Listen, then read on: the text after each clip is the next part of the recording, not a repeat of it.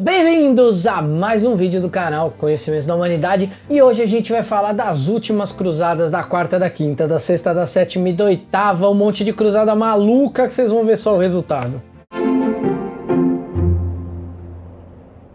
Vamos começar então falando da quarta cruzada, que ainda foi uma cruzada com um tamanho considerável, mas que nunca chegou à Terra Santa e nunca cumpriu seu objetivo. Vamos entender agora por quê. A quarta cruzada, ela começa com o Papa Inocêncio III. Ele vai fazer a mesma coisa que os outros papas. Ele vai fazer um discurso que precisa a cristandade se juntar e atacar os muçulmanos que tomaram a Terra Santa. E nesse momento a gente está falando aí de 1199, ele começa esse movimento de falar de cruzada. E, como todo papa, ele começa tentando apelar à cristandade pelo bom entendimento de Cristo, do que é ser cristão, dos infiéis, mas isso não dá uma funcionada legal, então ele apela para o mesmo argumento de toda a cruzada. Quem for para lá vai ser salvo, tá no paraíso, garantido. Quem não for, excomungado e vai ferver, cozinhar e queimar no fogo eterno do inferno. Por volta de novembro de 1199, Teobaldo, que é o conde de Champagne, ali aquela região mais rica, mais civilizada da França, do Reino dos Francos, ele resolve fazer um torneio, que era muito comum na Idade Média, esses torneios entre cavaleiros, e ao organizar esse torneio, ele se sente impelido aí à cruzada, e como ele era um nobre, extremamente seguido como exemplo por outros nobres do reino, ele acaba convencendo um monte de nobres a pegarem a espada em nome da cristandade e criarem um exército para tirar Jerusalém da mão dos muçulmanos. Ele tinha 23 anos, era bonito, era rico, era famoso, e ele tinha uma vantagem: ele era irmão do Henrique, conde de Champagne, que tinha sido eleito rei lá de Jerusalém na Terceira Cruzada. Henrique tinha acabado de morrer fazia pouco tempo, então Teobaldo tinha ali pretensões de ser rei de Jerusalém. Outro cara que tinha pretensões era o irmão do Conrado de Montferrat. Lembra aquele cara que foi assassinado por um assassino, teoricamente amando do Ricardo Coração de Leão? Então o irmão dele era um dos pretendentes também dessa possível coroa de Jerusalém, mas o Teobaldo, ele era um forte candidato. Com isso, então, Inocêncio III cria um imposto dentro da cristandade para conseguir pagar a estrutura de uma cruzada. Não era fácil equipar um cavaleiro, um guerreiro, contratar galés de guerra, barcos para levar os cruzados. Então o Papa cria esse imposto. Em paralelo, alguns nobres ali, amigos de Teobaldo, resolvem ir até Veneza, que era uma cidade mercante extremamente rica. Ao contrário de Gênova e de Pisa, que estavam em guerra entre elas naquele momento, Veneza ficou numa calmaria ali que deixou ela mais rica do que as outras cidades. E eles vão até lá conversar com Dandolo, que é o doge da cidade, o doge. O doge, ele é uma espécie de governador da cidade. Eles vão até lá para pedir um empréstimo financeiro para conseguir pagar os custos da cruzada, pedir uma ajudinha em forma de empréstimo. O doge, como não era burro nem nada, resolve emprestar para os cruzados uma soma altíssima de dinheiro, na época 85 mil marcos, que era muito dinheiro. A gente está falando aí de quase 5 bilhões de dólares para financiar essa campanha militar, mas ele coloca um monte de condições para que os cruzados possam pagar. E os cruzados topam esse desafio: a gente vai pagar, vai dar tudo certo. Só que o doge construiu ali o pagamento do empréstimo de uma forma em que, quando os cruzados fossem partir de Veneza, eles já teriam pago toda a dívida, então o doge não teria nenhum tipo de prejuízo. E ele ainda quis ser bonzinho, ele deu 50 galés de graça para os francos. Na verdade, era um monte de navios que ele já tinha construído para o imperador bizantino e que o imperador bizantino não tinha pago. Então ele resolve dar de presente algo que ele sabia que não era muito bem dele, mas que ao mesmo tempo, em troca, ele combinou que, além do dinheiro que ele estava emprestando, ele teria parte do saque lá na Terra Santa. Com o dinheiro na mão, ou a promessa dele, os cruzados reúnem o exército e partem para Veneza. Mas antes de chegarem em Veneza, ou antes de partirem, na verdade, Teobaldo, que seria aí o grande líder dessa cruzada, acaba morrendo. E aí outra pessoa vai tomar o posto de comandante da cruzada. Com a morte então de Teobaldo, quem toma ali o controle da cruzada é o irmão de Conrado de Montferrat. Seu nome é Bonifácio de Montferrat e ele agora vai ser o líder dessa cruzada, e é ele que vai ter que chegar lá em Veneza e bancar a dívida que os cruzados fizeram para serem financiados. Os cruzados conseguem levantar uma boa quantidade, mas ainda faltaram 34 mil marcos alemães. E o Doge italiano, mesmo dizendo que olha como isso dói no meu coração não poder apoiá-los, mas sem esse dinheiro não há modo de fazer isso, os cruzados se veem numa situação difícil. Tem ali um exército pronto para ir para Jerusalém e não tem suprimentos nem barcos para isso. E aí o Doge, muito esperto, chega para os cruzados e fala: então vamos fazer o seguinte, eu perdoo a dívida de vocês se vocês me ajudarem a atacar a cidade de Zara. Essa cidade ficava na costa do que hoje é a Hungria, já era ali o reino da Hungria. Essa cidade já tinha sido uma cidade de domínio veneziano, mas os caras resolvem que tem que atacar a cidade, e é uma cidade cristã, e o rei da Hungria é um dos principais aliados do Papa Inocêncio III. Quando o Papa fica sabendo disso, ele fica possesso, manda uma carta dizendo que vai excomungar todo mundo, uma galera fica com medo e vai embora, mas uma parte do exército cristão franco, sem saber o que fazer, resolve topar o desafio e ataca Zara, domina Zara e tocam o terror em Zara. Eles roubam a cidade inteira. Os venezianos, óbvio, também roubam e ficam com a parte deles da pilhagem. Quando o Papa Inocêncio III fica sabendo disso, ele excomunga todo o exército cruzado. E aí, nesse imbróglio todo que acontece nesse momento de tomada ali de Zara, o Papa pé da vida, um monte de cristão do exército cristão ali excomungado. Acontece a hora que os cristãos voltam para Veneza, ainda estão ali na negociação agora de como eles vão. Acontece um fato histórico. O imperador Aleixo, olha só como era comum ali em Constantinopla se chamar Aleixo, mas ele era um jovem e ele teve o trono dele roubado pelo tio. O tio dele se chamava também Aleixo Comneno. Olha só como eles eram criativos para nome. Então o tio pegou o imperador que chamava Isaac, a gente já falou do Isaac aqui, cegou o Isaac, torturou o Isaac e prendeu ele numa cela e tomou o trono. O filho, o Aleixo filho, fugiu e foi pedir ajuda para os cruzados. Mas era mais do que isso, ele estava oferecendo uma quantia absurda de dinheiro para que os cruzados tomassem a cidade em seu nome. Ele estava dizendo para o Papa que a partir daquele momento a Igreja Ortodoxa ela seria fiel à Igreja de Roma, ela se renderia finalmente à Igreja de Roma, e ainda propunha um exército de 10 mil cavaleiros, suprimentos, comidas, tudo que o exército cruzado precisaria para tomar de volta Jerusalém. Parecia muito bom para ser verdade, mas era uma promessa de um jovem de 12, quase 13 anos, que era muito imaturo, mas que pretendia manter sua palavra. O primeiro a não ficar confortável com isso foi o próprio Papa Inocêncio III, que não gostou da ideia de atacarem cristãos. Afinal, para dominar a cidade teria que ser atacada e muitos cristãos morreriam. Bem, mas mesmo desconfiando e mesmo muito seduzido pela possibilidade da Igreja Ortodoxa grega se converter à Igreja Universal Católica Romana, o Papa ficou meio assim, não gostou muito da ideia, mas no final ele foi voto vencido e a galera juntou o exército e foi para Constantinopla tomar a cidade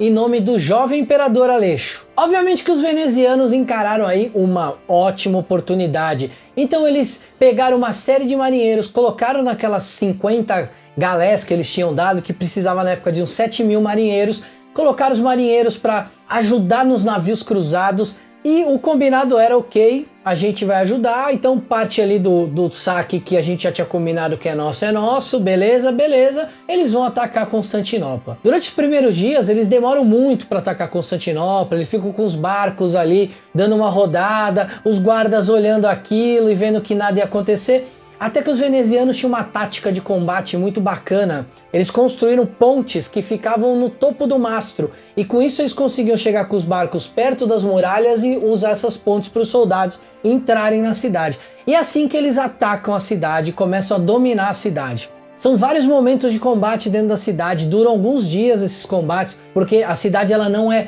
conquistada de uma vez, mas existe também um incêndio nesse momento que vai tomar conta de boa parte da cidade, e o imperador, o tal do Aleixo, o tio usurpador, pega um monte de dinheiro e foge para as montanhas com alguns nobres da cidade, libertando assim o Isaac que estava preso. Quando os cruzados tomam efetivamente a cidade, eles acabam encontrando o Isaac o filho chega e o Isaac entende mais ou menos o que aconteceu. Ele estava loucão porque ele tinha sido torturado, mas ele entendeu o preço do resgate e ele acaba entregando a coroa para o pequeno filho, que agora virará o grande imperador ali de Constantinopla. O garoto fica até amigo dos cruzados, começa a ter uma relação bacana com eles, até para dar uma segurada no ímpeto franco de pilhagem, essas coisas, para que a cidade não fosse pilhada, apesar de todas as riquezas de Constantinopla. Provavelmente nessa época Constantinopla era a cidade mais rica do mundo, não só em dinheiro, ouro e prata, mas também em relíquias sagradas. Em determinado momento, o garoto solta o seu tio, um outro tio que era um dos prisioneiros, e ele era o Sobrancelhas Grossas, se chamava também Aleixo, só que era Aleixo Duca. E esse cara vira uma espécie de vizir, uma espécie de governante, em que o garoto pede para ele honrar os compromissos com os cruzados, então ele vai pagando os empréstimos e ele começa a se irritar com isso, porque os francos não eram nada educados. E aí um dia ele viu o garoto colocando a coroa na cabeça de um cavaleiro e o cavaleiro colocando o barrete na sua cabeça. Ele ficou possesso com isso e ele acabou chamando o garoto para dar uma repreendida e matou o garoto asfixiado. A ideia dele então não era mais pagar os francos, ele junta uma tropa, vai para cima dos francos e a gente vai ter um grande combate dentro da cidade em que o Sobrancelhas Grossas acaba fugindo, deixando a cidade à mercê dos francos, e aí tanto os venezianos quanto os francos combinam 3 dias sem parar de saques em Constantinopla. Nesses 3 dias tudo podia ser feito. E quando eu falo tudo, foi tudo mesmo. Eles roubaram tudo que eles puderam. Eles limparam Constantinopla, tiraram todas as relíquias sagradas, pedaço da cruz, dedo de santo, tudo que tinha lá, e tinham muito. Isso era a coisa mais valiosa que tinha lá, porque quando eles levavam essas relíquias para a Europa e ela ficava numa igreja ou numa abadia, peregrinos iam até esse local para ver alguma coisa sagrada e deixavam dinheiro lá. Então isso era muito valioso e os caras roubaram tudo que vocês possam imaginar. Além de roubar, eles ainda queimaram as bibliotecas e várias obras de vários pensadores gregos foram perdidas para sempre, como as de Sófocles, Eurípides, Ésquilo e Safo. Perdemos tudo que a gente tinha das obras desses 4 grandes escritores, poetas, historiadores. Isso foi tudo queimado. Crianças e mulheres foram abandonadas à própria sorte. A coisa pegou, foi sangue a dar com o pau durante 3 dias. Os venezianos, que eram mais espertos, já conheciam melhor a cidade, porque faziam comércio com os bizantinos. Eles sabiam onde estavam as coisas mais valiosas e foram diretos lá e roubaram. A quadriga, que hoje está lá na Praça de São Marco em Veneza, foi uma dessas coisas que foram roubadas. Eram 4 cavalos de bronze que ficavam no hipódromo lá de Constantinopla. Pra vocês terem uma noção do tamanho do que foi o saque de Constantinopla nessa época, um dos nobres, só um deles, precisou de 3 igrejas para guardar o saque só dele. Os cruzados ficaram tão ricos com tudo que eles roubaram de Constantinopla, que eles resolveram acabar com a cruzada. Eles pegaram as coisas e foram voltar para a Europa. Obviamente que o Papa Inocêncio III ficou possesso com isso. Ele chegou a escrever uma carta dizendo que nunca esperava um comportamento dos cristãos igual de bárbaros, de loucos bárbaros como aquele, e ele ia manter a excomunhão de vários daqueles que participaram daquele absurdo. Ele estava chocado com o estupro de freiras, assassinato de crianças, as relíquias sagradas que foram roubadas, profanação da cadeira do patriarca com sexo com prostitutas. A coisa foi feia em Constantinopla. O Papa ficou extremamente decepcionado, a ponto de nem querer mais falar numa nova cruzada, porque ele não acreditava que os cristãos, naquele momento, os francos, né, no caso, e os venezianos junto, eram a melhor representação do que era um comportamento cristão. Com certeza isso foi algo que aumentou ainda mais a cisma entre a Igreja Ortodoxa e a Igreja Católica, fazendo com que a reconciliação fosse quase impossível. Isso foi um dos motivos das igrejas terem mais se afastado, foi esse saque a Constantinopla, principalmente a Catedral de Constantinopla, ao Templo Hagia Sophia, tudo que tinha lá foi saqueado, roubado lustres, candelabros, estátuas famosas de escultores gregos famosos. E obviamente que a cruzada acabou aí com tanta riqueza, esses nobres voltaram para a Europa e a cruzada que nasceu com o intuito de tomar a terra dos muçulmanos, tomar Jerusalém dos muçulmanos, nem chegou a pisar na Terra Santa. Então, com o fim dessa quarta cruzada, a cidade de Constantinopla foi rebatizada como România. E aí, entre a quarta e a quinta cruzada, aconteceu um fato bizarro. Aliás, dois fatos bizarros. Em 1212, um jovem alemão na cidade de Colônia chamado Nicolas supostamente teria visto Jesus, e Jesus teria dito para ele o seguinte: se você convocar uma cruzada de crianças, os sarracenos eles vão se emocionar de ver a pureza das crianças, eles vão abaixar suas armas e vão se converter à verdadeira fé. Isso pode ser bizarro para nós, mas para o povo daquela época, a ideia das cruzadas, mesmo com a quarta cruzada ter sido esse fiasco que o Papa Inocêncio III ficou desesperado, mesmo assim, esse idealismo religioso era muito forte na mente da galera na Idade Média. E aí, em 1212, o Nicolas conseguiu arrastar algumas crianças para ir nessa cruzada. Não só algumas, 30.000 peregrinos. Entre crianças, meninos e meninas, entre alguns freis mais pobres e alguns peregrinos, foram com o jovem Nicolas até a Itália, depois de passar muito perrengue no caminho, onde nos Alpes vários morreram de fome ou foram atacados por lobos.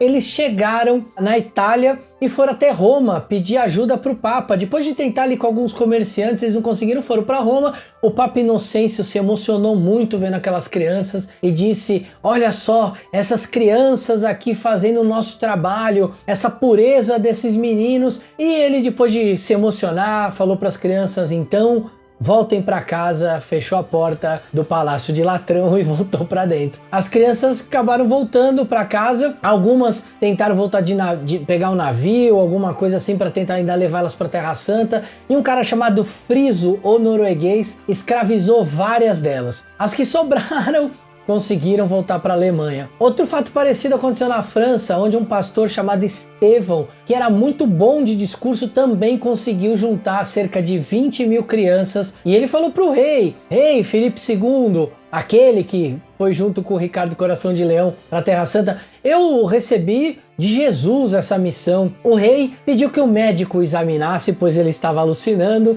O pastor não se convenceu muito das suas alucinações, pegou as 20.000 crianças e foi até o litoral em Marseille, onde ele tentou contratar um mercador que os levasse à Terra Santa, e 2 mercadores acabaram se prontificando a levá-los de graça. Era muito bom para ser verdade, né? Os 2 mercadores levaram as 20.000 crianças até uma ilha, onde 2 navios afundaram e morreram todas as crianças. Inclusive existe hoje lá na Ilha de São Pedro uma igreja por causa dessas crianças, e o restante das crianças eles venderam no norte da África, todas como escravo. Depois dessa falha da Cruzada das Crianças, a quinta cruzada começa a se desenhar. A igreja divide a Europa em 26 distritos e cria 2 impostos para começar a juntar uma grande quantidade de dinheiro para pagar um exército de cruzada para ir lá libertar Jerusalém. Então, por volta de 1217, já com bastante dinheiro ali em caixa, da Alemanha, da Hungria e da Áustria, parte essa nova cruzada no ano de 1217, liderada pelo rei Andrew da Hungria, que era muito próximo ali do Papa Inocêncio III. A cruzada então resolve ir até Veneza para pagar os mercadores para levar eles até o Egito, porque eles querem tomar a fortaleza de Damietta, que fica no lado oriental do Egito, que seria uma base para depois tomar Jerusalém. Os venezianos, já acostumados com a quarta cruzada, estavam esperando um número muito menor do que o prometido, mas vieram 30.000 cruzados, e aí eles não tinham navio suficiente para levar todo mundo, então a parte do exército já vai embora nesse momento. Em direção ali a Damietta, chegando a Damietta, o rei Andrew, um pouco antes de chegar na cidade, encontra uma relíquia sagrada, a cabeça de Santo Estevão. E ele fica tão feliz que ele volta para a Hungria para mostrar para todos os nobres, e com ele vai uma galera embora. Então, João, o rei João de Jerusalém, o rei que não tinha reino, mas já tinha sido coroado como rei, ele resolve então comandar o cerco a Damietta, e durante um bom tempo, nada do que os cristãos fazem dá certo para conseguir conquistar Damietta. Até que um dos maiores pregadores da Europa na época consegue criar uma máquina diferente em cima de barcos com uma torre para chegar na fortaleza, e eles conseguem tomar uma parte da fortaleza, e o cerco continua. E por meses eles esperam que o exército de Frederico II chegue para ajudá-los a tomar a Damieta. Nesse meio tempo, o sultão do sultanato ali, que tinha o Cairo junto, né, com Damieta e tudo, ele fala, galera, vamos fazer um acordo, eu devolvo todas as terras cristãs que o Saladino tomou. O Saladino já tinha morrido, quem agora era o grande líder era o Safadinho, seu irmão, e ele fala, eu devolvo tudo, e ainda entrego a cruz verdadeira que vocês perderam na batalha dos chifres de Hatim. Cara, o João falou, meu, eu quero, tá certo.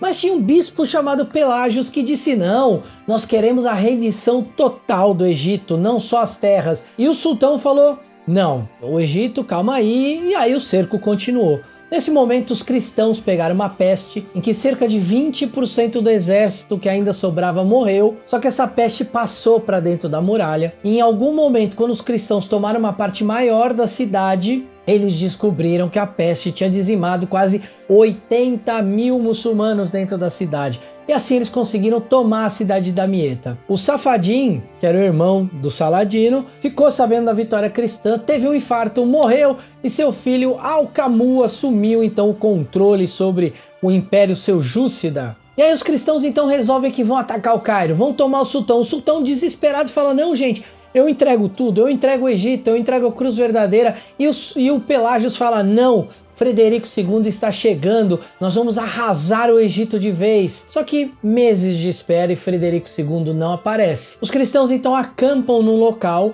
para atacar o Cairo. Era uma planície alagada e os cristãos não estavam acostumados com o Nilo. Eles acamparam no local em que tinham represas que seguravam o Nilo para não invadir o local. O sultão só teve que abrir as represas e a inundação e os crocodilos que vieram com a inundação fizeram o resto. Basicamente toda a comida, suprimentos e muitos soldados morreram nesse alagamento e o bispo Pelágios fugiu então com barco e com algumas coisas e chegou de volta a Roma para dizer, ó, deu ruim, aconteceu isso. Ele ainda mandou uma carta pro sultão falando, ó, você tinha prometido que você ia devolver a cruz verdadeira e o sultão falou, desculpa, nós a perdemos. E foi assim que a Quinta Cruzada acabou. Bem, depois do fiasco da Quinta Cruzada, nós vamos ter a Sexta Cruzada. E a Sexta Cruzada ela é legal porque ela vai trazer um resultado inesperado e também nós vamos falar sobre um cara que ele é talvez uma das figuras mais interessantes que já pisou na Terra. Eu tô falando de Frederico II, neto do Frederico Barba-Ruiva. Lembra do Frederico que morreu na Síria, afogado num rio? O Frederico II, ele era diferente dos imperadores e dos reis da Europa. Ele era um cara que estudava muito, ele era considerado um rato de biblioteca, ele falava várias línguas, ele estudava astrologia, astronomia, ocultismo, alquimia, ele estudava de tudo e ele começou a entrar em contato com a cultura islâmica, a pesquisar a cultura islâmica, já que a ideia dele é que um dia ele fosse numa cruzada também. E nesse momento ele começou a gostar da cultura islâmica, ele começou a aprender com a filosofia, com a medicina, as histórias. E ele começou a se vestir de vez em quando como um muçulmano, com um turbante. E ele iniciou uma prática muito comum a alguns califas, sultões muçulmanos. E Frederico II criou o seu próprio harém. É claro que isso para o Papa era um absurdo de todos os absurdos, porque isso era um pecado acima de qualquer pecado. Além dele parecer um muçulmano, ele ainda tinha um harém. Mas nosso imperador do Sacro Império Romano, coroado aos 21 anos de idade, considerado, como eu já disse, um rato de biblioteca, surpreendeu a todos quando assim que foi coroado, seu primeiro decreto foi, iremos em cruzada. Todo mundo se assustou, falou, meu Deus, ele tá falando isso mesmo? E sim, ele queria ir em cruzada, mas ele era meio fora da caixinha para a época. Ele era um cara que vivia muito uma vida não só de estudos, de práticas filosóficas e místicas, mas também um cara que gostava muito da vida mundana e ele ficou viciado no seu harém. O Papa Honório então começou a pressionar Frederico para sair em cruzada e Frederico tava ali, não tô afim, tá gostoso aqui, por que eu vou para lá, espera um pouco. Pra vocês terem uma ideia, o Frederico demorou quase 10 anos para fazer com que essa cruzada acontecesse. Toda essa história que a gente vai contar agora da Sexta Cruzada, ela vai acontecer entre 1221 e 1229, praticamente aí quase 10 anos para toda essa história se desenrolar, porque o Frederico não queria ir, o Papa Honório começou a pressionar, até que o Papa Honório arrumou um casamento para o Frederico, para ver se ele largava essa questão aí do harém. O Frederico deu uma relutada, mas acabou topando casar, mesmo não aparecendo no seu casamento. Ele foi casado por procuração, mas em determinado momento ele pegou a sua esposa, que tinha ali uns 13, 14 anos, não a levou para a lua de mel, mas ele acabou depois levando ela para uma viagem, e nesse momento o Papa falou, ufa, parece que até que enfim ele conseguiu parar com esse vício no harém dele, não é mesmo? O Frederico, o que fez? Ele colocou ali a esposa dele meio de lado. Quando ele descobriu que ela ficou grávida, ele colocou ela no harém dele. Então ela ficou como sendo mais uma das concubinas do rei Frederico, do imperador do Sacro Império Romano Frederico, dentro do seu harém. Ela acabou tendo um filho dele e depois de alguns meses ela acabou morrendo de forma misteriosa. Bem, em 1227, finalmente Frederico resolve então que vai partir em cruzada, e aí os exércitos começam a se juntar num lugar chamado Brindisi, e todo mundo estava se juntando, e Frederico se juntando, e aí o Frederico não estava dando muita comida pro exército, não estava dando feno suficiente para os cavalos, e depois de algum tempo uma peste tomou conta do acampamento dos cruzados, isso eles nem tinham partido ainda.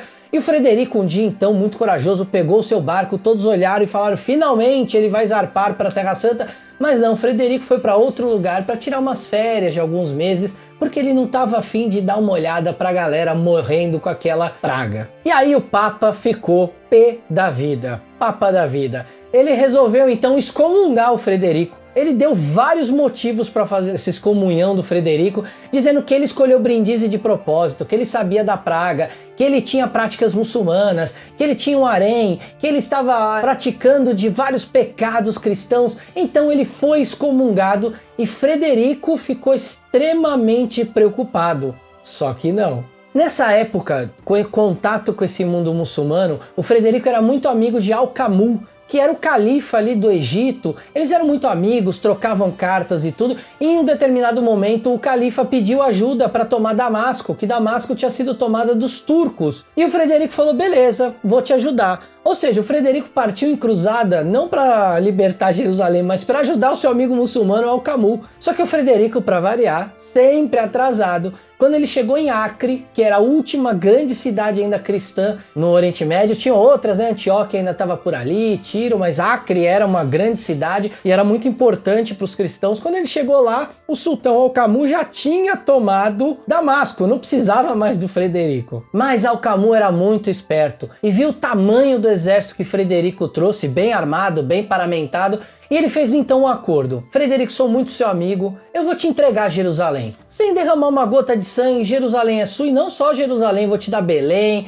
vou te dar Jafa, todas as estradas ali vão ficar sob seu jugo, você vai ter um território cristão bem grande, mas eu preciso da sua ajuda contra uma ameaça que é muito pior que os cristãos. Essa ameaça se chama Gengis Khan e a Horda Dourada dos Mongóis. Então o impensável aconteceu, uma aliança cristã e muçulmana para combater os mongóis. Óbvio que Frederico aceitou, entrou em Jerusalém, se coroou então como rei de Jerusalém. O Al-Qamu só pediu que os muçulmanos pudessem frequentar lá o Domo da Rocha para poder orar. E ele falou, beleza, tá tudo certo, a gente é brother, vamos assinar aqui um tratado. Frederico conseguiu, sem derramar uma gota de sangue, o que praticamente todas as cruzadas anteriores, menos a primeira, não conseguiram, que era tomar Jerusalém. E aí o Papa Honório, obviamente, não ficou feliz, porque ele tinha excomungado Frederico. E o que ele fez? Ele mandou fechar todas as igrejas, mandou com que nenhum sacramento fosse dado aos cristãos dentro de Jerusalém,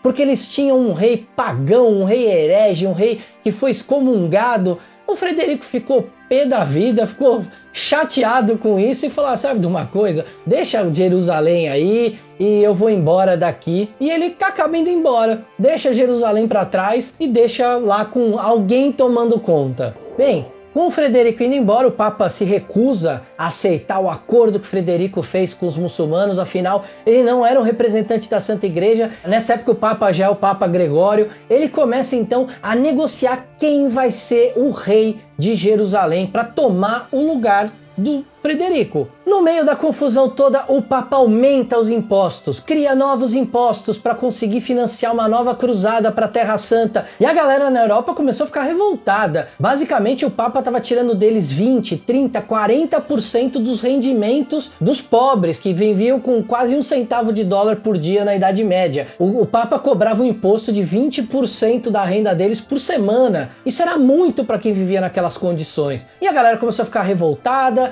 Essa história de cruzada estava começando, por mais que tinha o idealismo cristão, estava começando ao bicho pegar. E aí acontece uma coisa bizarra. O Papa convoca 2 cruzadas, não uma. Uma contra o imperador excomungado Frederico e a outra ele consegue o apoio do rei Luís IX, que vai se tornar futuramente São Luís. Esse rei então vai comprar a ideia da cruzada para ir para o Oriente. Então Luís IX agora vai ser eleito aí o chefe da cruzada e ele tá disposto realmente a ir em cruzada. Ele era um rei santo, ele era quase um frei, era chamado de, não de rei, mas de frei. Ele inclusive tirava 1, 2 dias da semana dele para ir lá ajudar os pobres. Todo dia ele ajudava pelo menos 120 pobres na cidade onde ele dava banho e tudo. Ele era o rei que ele gostava de fazer esse tipo de coisa, esse tipo de serviço, era quase um homem já santo em vida e depois vai ser santificado e virar São Luís, como eu falei. Para vocês entenderem, nessa época, o que está acontecendo no Oriente Médio? Os muçulmanos se dividiram de novo, existem lá as cidades cristãs, comandadas pelos cristãos, mas os turcos seljúcidas entram em guerra de novo com o sultanato do Egito, lá com o califado do Egito. Os caras estão em guerra e aí o que acontece? Os turcos seljúcidas então começam uma guerra contra os muçulmanos do Egito e o governador de Damasco ele acaba se aliando aos cristãos. Enquanto isso, no Egito, o que o califa do Egito faz? Ele se alia a turcos pagãos chamados quaresmianos. Então olha lá, a gente tem turcos seljúcidas aliados aos cristãos e os muçulmanos do Egito, os xiitas, se aliando a turcos pagãos. Esses caras, eles não tinham terra natal, não tinham pátria. Eles eram praticamente mercenários que viviam de comer qualquer coisa e eram muitos e serviram muito bem aos egípcios. Os egípcios prometeram toda a pilhagem que eles conseguissem pegar no caminho e os caras foram tomando tudo. 200 mil quaresmianos atacaram várias cidades, inclusive Jerusalém, o que eles puseram no chão, mataram todo mundo. Destruíram tudo que eles puderam destruir, roubaram tudo que eles podiam roubar e continuaram saqueando cidades cristãs e aldeias cristãs e turcas pelo caminho. 2 meses depois, os turcos seljúcidas conseguem retomar Jerusalém para o domínio deles. E é isso que vai ser o gatilho para o rei Luís sair da Europa e ir em cruzada contra os turcos que tomaram novamente Jerusalém. Bem, os quaresianos então, 200 mil vão lá e tomam Jerusalém, destroem Jerusalém, eles matam todo mundo, eles quebram tudo, a cidade vira uma terra arrasada. E aí eles continuam prosseguindo, eles tentam tomar Damasco, mas não conseguem. Os turcos então se juntam com os cristãos ali na faixa de Gaza e aí vai ter a batalha de Le Fourbier. Essa batalha vai ser uma batalha dos cristãos aliados com os muçulmanos seljúcidas contra o califado do Egito e os quaresmianos. Esses caras vão dar um pau nos cristãos e nos turcos seljúcidas. Essa batalha ela vai ser um massacre tão grande, que ela vai ser comparada à Batalha dos Chifres de Ratim. Lembra que o Saladino ganhou dos cristãos, que eram comandados pelo Raimundo e pelo Guy de Lusignan? Sabendo dessa traumática derrota e da destruição de Jerusalém, Luís IX não podia ficar parado. Luís IX tinha que ir para a Terra Santa. Ele vai ter muita dificuldade para conseguir juntar um exército, mas ele consegue juntar exército. E aí os cristãos nessa época tinham uma ideia de que para tomar Jerusalém, eles precisavam primeiro tomar alguns lugares estratégicos no Egito. Então Luís parte para Damieta, no Egito, para tomar essa fortaleza que de lá serviria como base para ir para Jerusalém. Quando Luís chega com seu exército em Damieta, ele tem uma surpresa. A cidade foi abandonada. Todos os celeiros cheios de comida. Ninguém na rua. Os cristãos pensam, poxa, que bacana. A gente ganhou uma batalha porque os caras estavam com medo da gente. Na verdade, Luís IX não conhecia os ciclos naturais do Nilo, as cheias do Nilo. E o seu exército vai ficar preso por meses e meses em Damieta, com comida, até com certas provisões, mas vai ficar meses e meses preso em Damieta porque não tem como sair por causa dos alagamentos que o Nilo proporciona durante alguns momentos meados do ano. Passado então esses meses, Luís IX resolve juntar o seu exército e ele vai para cima agora de uma fortaleza chamada Mansurá. Só que quando ele chega lá, ele não dá a mesma sorte de Damietta. Os muçulmanos ali do Egito recebem Luís com uma bela e calorosa chuva de flechas. Foi uma batalha sangrenta do lado de fora de Mansurá. Os cristãos sofreram pesadas baixas, os muçulmanos também, e eles resolveram voltar para dentro da muralha, e então Luís consegue cercar a muralha. A gente tem um cronista dessa época, John de Joinville, que é quem nos conta que cada cavaleiro do exército romano ficou parecendo um porco-espinho de tantas flechas que foram soltadas sobre o exército cristão. Mas o exército cristão não consegue tomar Mansurá, ele começa a sitiar e passar fome, não tem de onde tirar comida, uma praga assola o exército e chega no momento que Luís IX não tem mais o que fazer a não ser recuar de volta para a França com seu rabo entre as pernas, sem ter conseguido nem colocar os olhos sobre a Terra Santa. Mas você acha que acabou aí a tragédia de Luís? Não, quando ele resolve então voltar com seu rabinho entre as pernas para a França, os muçulmanos do Egito resolvem atacar a retirada cristã. É dito que provavelmente 50.000 soldados foram mortos nessa retirada e o rei Luís foi capturado pelos muçulmanos. Para vocês terem uma ideia, os nobres eles eram capturados para que cobrassem resgate. O resgate do rei Luís foi equivalente à renda anual da França inteira. Depois desse massacre, Luís não se dá por vencido. O resgate é pago, ele é solto, ele resolve então ir para Acre em vez de voltar para a França. Ele vai com uma comitiva de pequenos nobres para Acre e lá ele começa a costurar uma aliança com os assassinos e com os mongóis. Então ele faz acordo com os mongóis para que os mongóis ataquem os muçulmanos e ajudem os cristãos a retomarem a Terra Santa. Os cristãos dariam suporte para os mongóis, colocariam alguns exércitos para ajudar os mongóis, e os mongóis poderiam varrer o Oriente Médio desde que eles deixassem Jerusalém e as cidades que já eram cristãs para os cristãos. Em paralelo, em acordo ali com o chefe dos assassinos, né, o homem da montanha, ele encomenda alguns assassinatos políticos específicos para ir minando o poder dos muçulmanos. Bem, os mongóis topam o trato e começam a dar um monte de porrada nos turcos seljúcidas. Eles invadem Bagdá e matam todo mundo, eles começam a invadir um monte de lugar e aí no meio do caminho eles invadem todas as fortalezas dos assassinos, porque os assassinos tinham matado um sobrinho do Gengis Khan e agora era uma hora perfeita para se vingar. Eles acabam com todas as fortalezas e é assim que a seita dos assassinos ela é extinta no Oriente Médio. As únicas cidades e construções que eram poupadas eram as cristãs, por causa do acordo com os cristãos. O resto, os mongóis passaram na faca. Bem, com certeza não era isso que o Papa Urbano II tinha em mente quando convocou a primeira cruzada lá em Clermont há muito tempo atrás. Os mongóis começaram a limpar mesmo ali o Oriente Médio, acabaram com os turcos seljúcidas e aí eles começaram a olhar então para os muçulmanos do Egito, para atacar os muçulmanos do Egito, que era tudo que os cristãos queriam. Mas nesse momento aconteceram alguns problemas. Luís teve que voltar para a França, porque começaram algumas revoltas, a mãe dele não estava bem, tinha morrido, e ela que era regente da França no momento que ele estava fora, a Rainha Branca, então ele precisou voltar. E nesse momento, Khan dos mongóis, já não era mais Gengis Khan, ele morre lá no noroeste da China, e os mongóis resolvem voltar então para se reorganizar, e aí começa uma espécie de guerra civil entre os mongóis,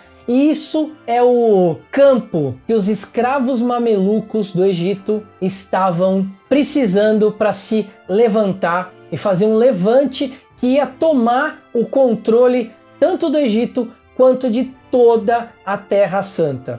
Os mamelucos eles eram escravos brancos que vieram das estepes russas.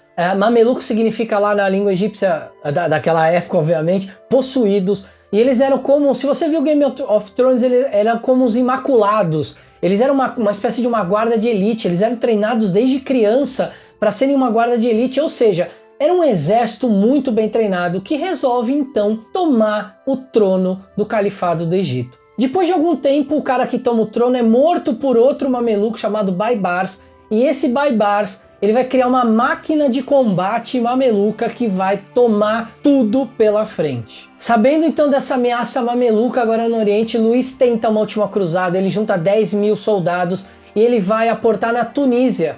mas quando chega lá ele fica muito doente e acaba morrendo, e é assim que a 8ª cruzada acaba, sem ter basicamente começado. Enquanto isso, no Oriente Médio, os mamelucos estão destruindo tudo e tomando tudo. Eles tomam todas as cidades, Damasco, Alepo, Antioquia, todas as cidades cristãs são tomadas, tanto dos turcos quanto dos cristãos, até que eles chegam em Acre, e lá em Acre eles demoram para tomar a cidade, porque a cidade era uma grande fortaleza, era muito difícil de ser tomada. Mas depois de construir imensas máquinas de guerra, os mamelucos conseguem em 1291 tomar Acre, que é a última cidade fortaleza cristã no Oriente Latino, e com a tomada de Acre, o sonho das cruzadas, o sonho do Oriente Latino termina, porque a galera na Europa não aguentava mais os impostos da igreja para que novas cruzadas fossem financiadas. O próprio feudalismo começou a entrar em decadência porque os papas prometiam que os servos que fossem para a Terra Santa não precisariam mais ter senhores. Então vários senhores feudais perderam muitos servos. Nesse momento a gente tem uma migração para as cidades. A gente está começando a entrar ali no meio da Idade Média, rumando para o final dela. A gente já está em 1291, né? Então perto ali de 1300, 1400, quando a Idade Média vai acabar ali no meio de 1400. Então esses últimos 100 anos de Idade Média, na verdade, são uma espécie de último respiro do feudalismo, porque os servos já não respeitam mais tanto seus senhores. Muitos mercadores ricos começam a comprar cidades chamadas de burgos, e daí vai vir o nome burguesia. E aí a gente tem no Oriente Médio, então, os mamelucos tomando tudo, e nunca mais um exército cruzado cristão conseguiu chegar lá em Acre ou em Jerusalém. Essa conquista mameluca, ela foi tão suprema que ela começou em 1265, terminou lá com a queda de Acre em 1291, até Craque de Chevaliers, que era um castelo que nem Saladino conseguiu tomar porque ele considerava impenetrável, caiu para os mamelucos. E tem um fato curioso, né? O Baibars, que era esse sultão que comandou os mamelucos contra os cristãos, ele tentou envenenar alguns generais dele que eram ambiciosos, e no meio ali da confusão ele trocou uma das taças, tomou uma taça com veneno, e morrendo de raiva e se xingando, ele acabou morrendo. Nesse momento assume um outro sultão, que é quem vai invadir finalmente Acre, vai dar fim a qualquer sonho cristão no Oriente Médio, que é Al-Sharaf Kalu.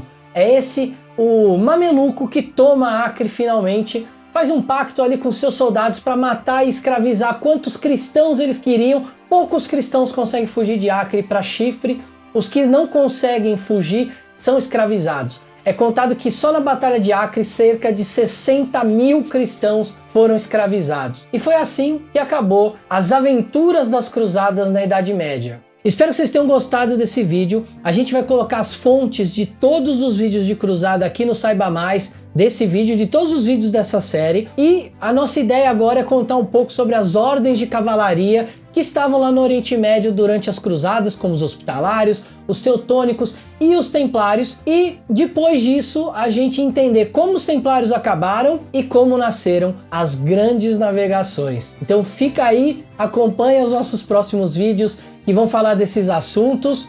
Um beijo no coração, esfirras explosivas para todos de amor. Até a próxima.